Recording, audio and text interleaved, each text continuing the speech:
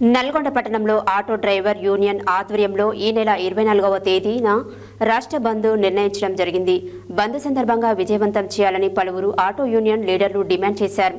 మాజీ మంత్రి గుంటగంట్ల జగదీశ్వరరెడ్డికి auto union నాయకులు వినతి పత్రం అందించారు. ప్రభుత్వం ఆటో యూనియన్లో పట్టించుకోవడం లేదని రాష్ట్ర వ్యాప్తంగా ధర్నా కొనసాగించడం జరుగుతుందన్నారు. నల్గొండ పట్టణంలో ఆటో డ్రైవర్ యూనియన్ ఆధ్వర్యంలో ఈ నెల 24వ తేదీన రాష్ట్ర బంద్ నిర్ణయించడం జరిగింది. బంద్ సందర్భంగా విజయవంతం చేయాలని పలువురు ఆటో యూనియన్ లీడర్లు డిమాండ్ చేశారు. మాజీ మంత్రి గుంటగంట్ల జగదీశ్వరరెడ్డికి ఆటో యూనియన్ నాయకులు వినతి పత్రం అందించారు. ప్రభుత్వం ఆటో డ్రైవర్లను పట్టించుకోవడం లేదని రాష్ట్ర వ్యాప్తంగా ధర్నా కొనసాగించడం జరుగుతుందన్నారు. ప్రభుత్వానికి వ్యాప్ విధానాన్ని రద్దు చేయాలని మా యొక్క డిమాండ్స్ అని తెలుపుతున్నారు.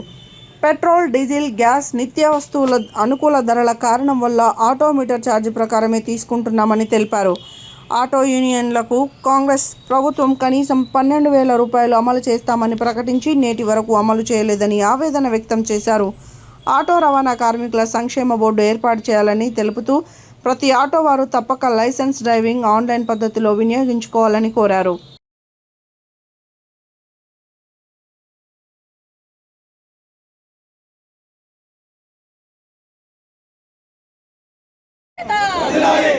ఆటో కార్మికుల ఐక్యత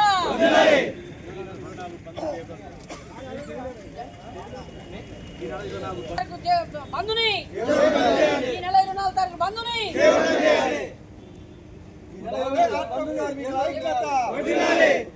ఆటో కార్మికుల ఐక్యత ఆటో కార్మికుల ఐక్యత ఈ నెల 24వ తారీఖు జయప్రదం చేయాలి. రాష్ట్ర బంధుని తెలంగాణ ఆటో కార్మికుల ఐక్యత ఆటో కార్మికుల ఐక్యత